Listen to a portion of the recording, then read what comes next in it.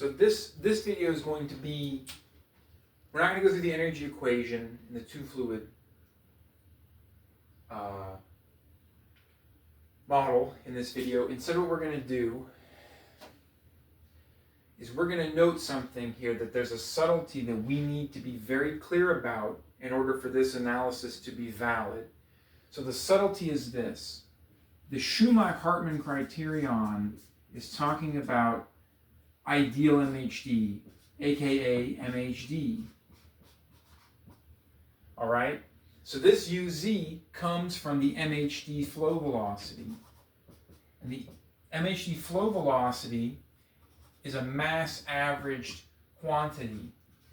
And if you want to know where this comes from, we're essentially just writing out the mass density here is the sum of the electron mass density, momentum density, my apologies, plus the sum of the ion momentum density, okay? And then we have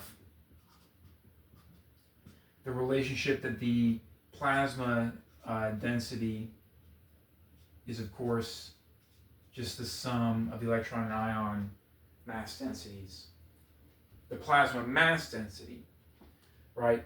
And so when you utilize this fact, what you find is that this MHD velocity is equal to this, okay? So I'm going to erase this real quick. And this is very important because here's the thing. This VA depends on a magnetic field. That magnetic field depends on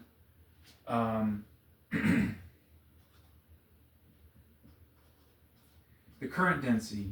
But the plasma current density in a hydrogen plasma that's quasi-neutral, right, so a plasma, is this.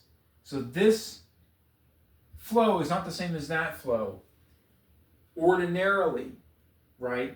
However, if you have, for example, UI equals 0, and I think the way you can think about this is, let's say we're studying the system from the rest frame of the ions. So the frame that is at rest with respect to the ions. It's kind of like you're in a train and you're looking out at the rest of the world, right? The rest of the world, it all depends on the perspective that you take. Because in your rest frame, which is the frame at rest with respect to the train, everything is zipping by you. But in the frame at rest with respect to the world, it's the train that's moving in a direction. Okay? So that's what we're doing here, is we're looking at it from the perspective of a frame at rest with respect to the ions. And this is strange. I understand that this is not standard, but I argue to you that it's still valid. And it is valid not just because we have then the connection that the MHD flow velocity equals this quantity, but it's also valid then because now we have that the current density is exactly what we want, right? Which is now going to be equal to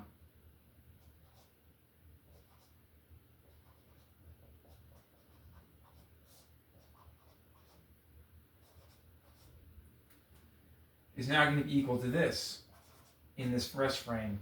And so the strange thing is, you can say to me that, well, okay, Matt, that's fine, but we have this Mi plus Me over Me term. The electron and ion masses are separated by almost a factor of 2,000. So how are you getting current densities that make sense when you solve? Because I'm not playing any tricks here. I'm not playing any tricks. There are tricks you can play. I've talked about them a little bit online. For example, there's a moment generating structure that exists, a dual moment generating structure that exists, depending on what smallness, depending on how you expand the cubic pure flow profile, whether it's a expansion in a small parameter that's R over CBT or CBT over R. Another trick you can play is you can look for self-similar solutions where the plasma state changes in terms of density and temperature to keep the flow profile the same, right? But I will argue to you this, that in the non-relativistic sense, this is true, that this is going to approximately be, let's say, the ion mass density, right? But here's the thing. If the relativistic mass of the electrons is greater than that of the ions, then that's approximately 1.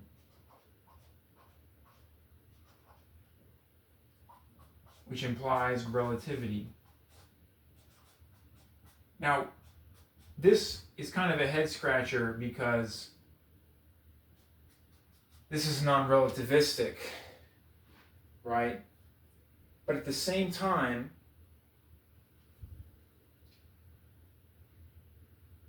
the other thing you can say is you can say that, let's look at this from the rest frame of the electrons, all right?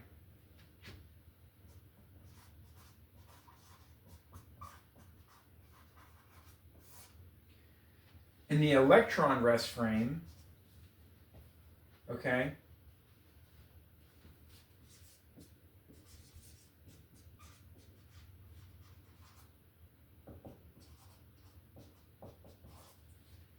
what do we have?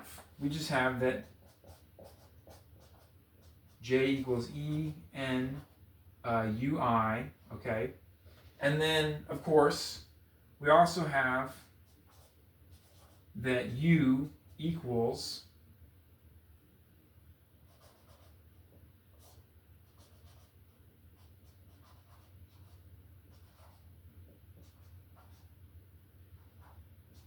which is just approximately UI. Therefore,